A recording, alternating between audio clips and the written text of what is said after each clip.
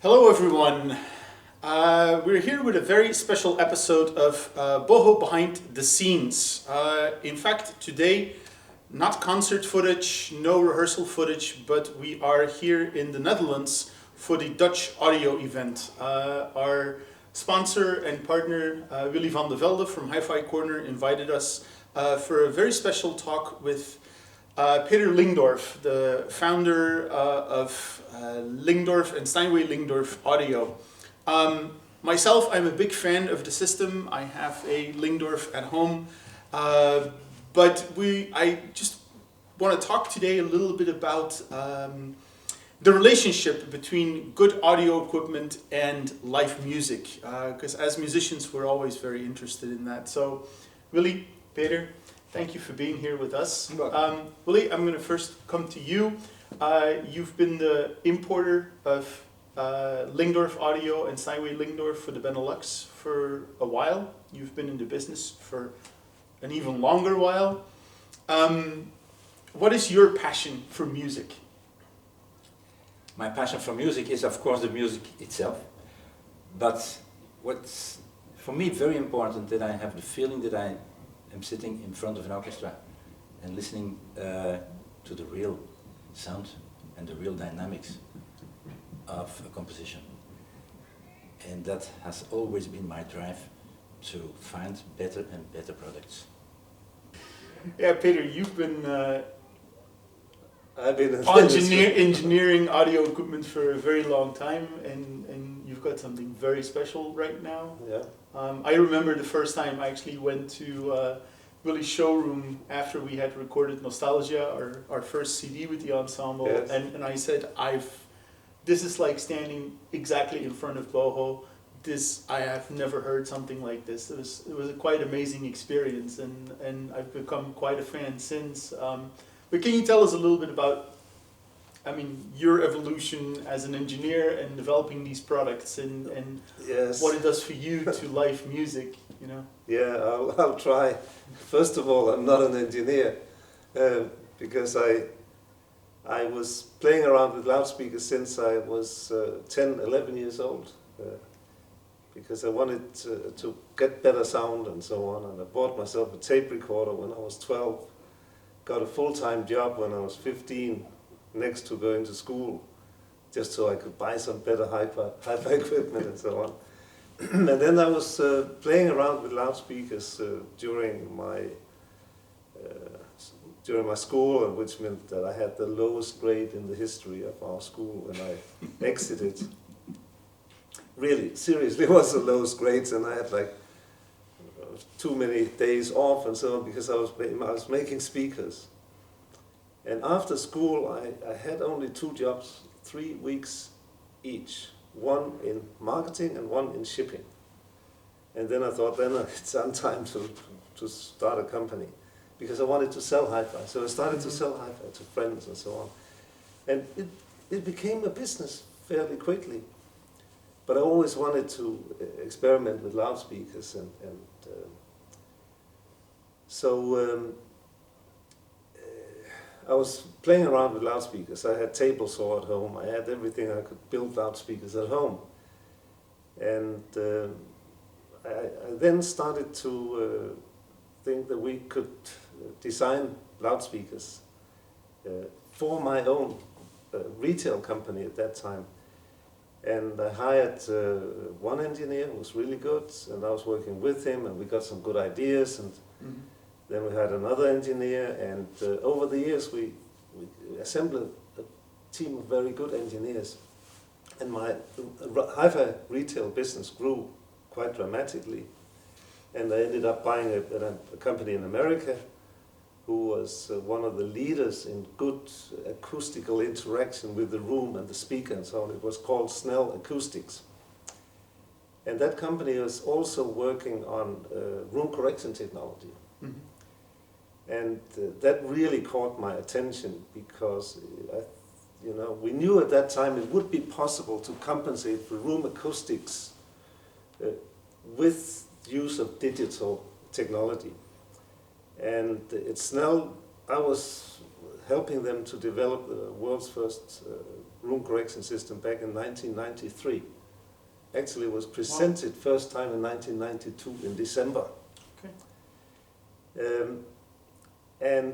That evolved into another company I owned at the time, NAD Electronics, where we took the technology on, worked more on it, then I separated the company, did another company doing room correction in the US, in New Jersey.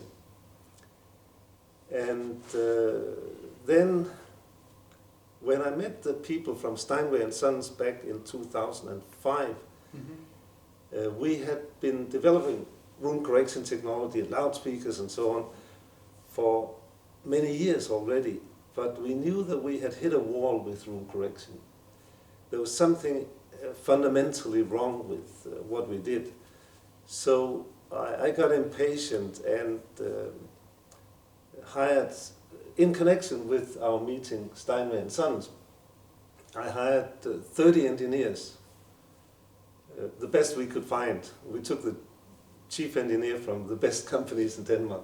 Everything was cleaned out from good engineers, because they really wanted to work on a project where there was no limit to what we wanted to achieve. Right. You know, most engineers sitting in companies that are the really, really good engineers very often are very frustrated because they're not allowed to just go in one direction and work on a project for years, hoping to find the you know, a new discovery and so on. And I allow things like that. And so one of these engineers came with an idea one day, and he presented to me in the factory, our engineering lab, and I said, when I heard the idea first I thought, this guy is off the rockers, you know, this isn't crazy.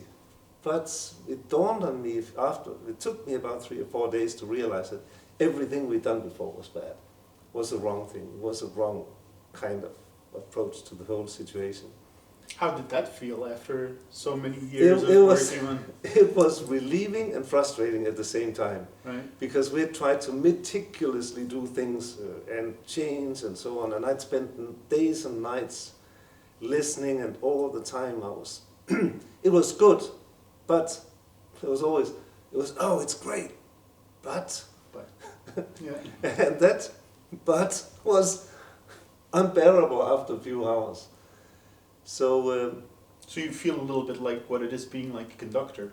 well, probably, you know, there's sometimes you say, whoa, this was how we should have done it all the time, and why didn't we realize that? But we got the things done, and we did a huge patent on the technology, and that's a key to everything we do nowadays.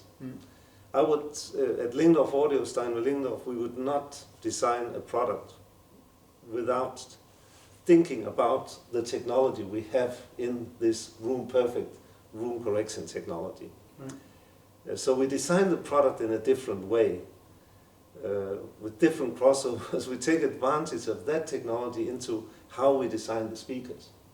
So we can take a tiny little speaker and a separate woofer and make that into a system that overperforms dramatically compared to the cost. Right. Yeah, and just so where everybody understands, the name Steinway in Steinway Lyngdorf is the same name as Steinway Pianos, the world famous maker of pianos, and it's also quite an interesting story how you got connected up with Steinway Pianos. Oh yes, that was a great story. It was one of my customers in Sweden who bought a Lyngdorf system, and then he called me totally, you know, wow, this is the first time he heard a piano sound like a piano from a hi-fi system. And then apparently this guy knew the management of Steinway and Sons, and he said, "What? Don't you want to meet the people from Steinway? Maybe you can do something, you know." So I was invited to visit Steinway and Sons back in 2005 in August, and I met the management, Bruce Stevens at the time. He was the CEO, and we more or less agreed on the spot that I would try to make an audio system that would be good enough to be called Steinway. Mm-hmm. And then collaborate with them, and they would see that as an opportunity to broaden the scope of their brand. So, and that was when I decided to go back to Denmark, and we called, our plan was not to hire 30 engineers, but we called the 30 best engineer we knew of, and 29 of them said yes to getting a job. So all of a sudden I had too many bills to pay. Right. But, and the last one actually came a few months later. So that was when we really started the project, and in January 2006 we presented the prototype of the Steinway system and drawings for what the speakers would look like, and we presented the system and they were totally impressed. I had promised them that I would create a system that would reproduce a Steinway grand piano, so that if you had a good recording, a Steinway pianist would be hard-pressed to tell is this a reproduced Steinway, or is it like actual Steinway? Yeah. And I would do that in any room of their choice, except the bathroom. And I said, I'll throw in a symphony orchestra also, just for good measure, to play that on the system. And we did the demo, and they were flabbergasted. Honestly, they were flabbergasted. Mm-hmm. And Bruce Stevens at that time said, this should not be called only Steinway. We should call Steinway and Sons. That's how good it is. But Peter, then you have to know that we are protecting that brand with our life. Right. And you will have an obligation to do the same. So after all these years, what keeps you going? What still drives you to keep coming up with new products and improved products? And I think it is a fascination, basically, first of all, with music. Secondly, that there's so much to hear. You can sit in front of an orchestra and you can hear where everybody is, mm-hmm. how far away.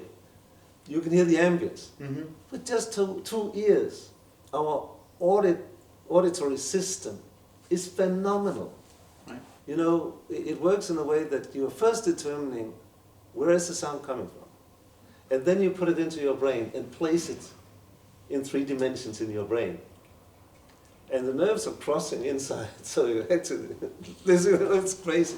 And what you can hear in terms of the angle to anything is 4 or 5 degrees. Mm-hmm. So you hear differences in time that are 1/100,000th of a second. That is enough to create the angle. So in 1/100,000th of a second, you get information that is vital to the direction. And of course, when we talk about the visual experience, when you watch a movie, it's 30 different frames per second. Yeah. We could not possibly cheat our hearing system with that kind of a frame rate. Right. We really needed a frame rate that far exceeds that, because our auditory system is much, much faster than our visual system. It's about 30,000, 40,000 times faster. But sound is 1,000,000 times slower. Slower. Yeah. That's why we have acoustics. And acoustics is one of the most wonderful things. But it's also a phenomenally complex thing. Because you have sound dispersion, different directions, different frequencies, absorbed, reflected, and so on. If you were making flat screen TVs, you can build a flat screen TV, you can ship it to Tokyo and it will look the same in a different room. But if you make a loudspeaker and make it sound really good in your room, ship it to Tokyo, it's going to sound totally different. Right. So acoustics is infinitely complex, really. Making loudspeakers, designing the drivers, the tweeters, and all of that, there are so many aspects of the design. It is unbelievable. It's like rocket engineering. If you want to really, really achieve the best results. Right. So final question for both of you. If you strand somewhere on an island the deserted island question. Which sound system would you bring, and which 3 recordings would you bring? Oh, that's an amazing, difficult question, because there's so many nice pieces of music. What the equipment, I surely know what I should take with me. That's no problem at all. But what kind of music? It's a piece of classical music, of course, a piece of jazz music, of course, and a piece of pop music. First of all, Give me time. if I had only three pieces of music or three Or 3 LPs, recordings, or 3 albums, or... albums, not the complete collection of. Like the collected works of First of all, I would run into a depression. Secondly, I would choose Rachmaninoff, I think. The third, that just grips me every time I hear it. Then I choose something by Mark Knopfler, because I think the way he plays the guitar is poetry.